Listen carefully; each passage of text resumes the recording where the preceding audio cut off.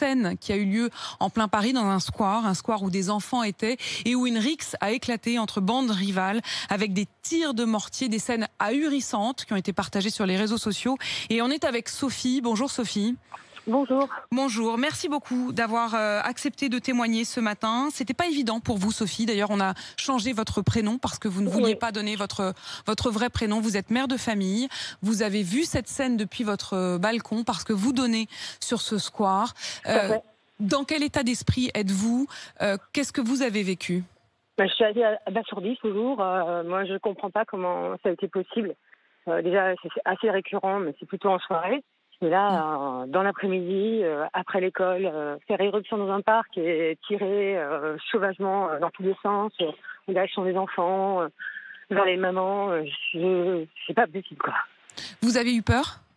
Ah oui, oui, complètement. On était en panique. On s'est demandé d'ailleurs ce qui se passait.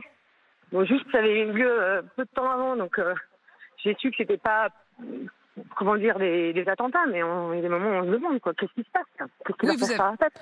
Vous avez même eu le temps de vous inquiéter sur le fait que ce soit éventuellement un attentat, les bruits.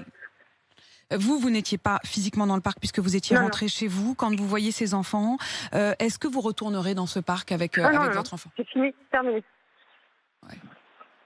Qu'est-ce que vous vous dites avec les autres parents? On se dit qu'on connaît en fait qui sont ces jeunes. Moi, ce que je comprends pas, c'est qu'il n'y a pas des caméras, il n'y a pas les moyens qui soient mis en place par la mairie. Enfin, on sait ce qui se passe, on connaît le quartier. Il y a énormément de logements sociaux. Bon, à un moment, ça peut dégénérer rapidement. On l'entend même à votre voix, Sophie. Vous êtes encore, vous êtes choquée, quoi. Tout à fait. Et Leur travail de pétrolier. J'ai rêvé qu'on me fonçait dessus avec un scooter en me tirant des fusées là. Non, on n'a pas besoin de ça, non. Vous vous sentez traumatisée. Qu'est-ce que vous répond la mairie? Rien, ils nous reprochent de ne pas avoir appelé le 17 alors qu'on l'a fait. On a commencé à appeler la police, on a vu une voiture de police arriver, donc on n'avait pas à réappeler d'autres services de police. Donc limite, c'est à vous qui vous font les reproches? Voilà, on est culpabilisés, c'est de notre faute, voilà.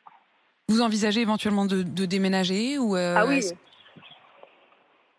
Vous vous posiez la question avant ou vous la posez maintenant?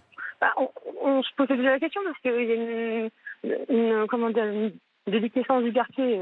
Ça fait 8 ans que je suis dans le quartier, c'est de pire en pire. Ça n'a fait pour vous qu'empirer. On le sent, vous avez presque le souffle coupé, Sophie. Bon courage. Merci de nous d'être venu témoigner. Et vous le dites, vous avez eu très peur et vous ne retournerez pas quand je vous pose la question. Est-ce que vous retournerez dans ce parc et vous me dites non? Alors ça, non. Définitif, plus question. Merci beaucoup d'être venu témoigner sur RMC ce matin, Sophie. Sophie qui a donc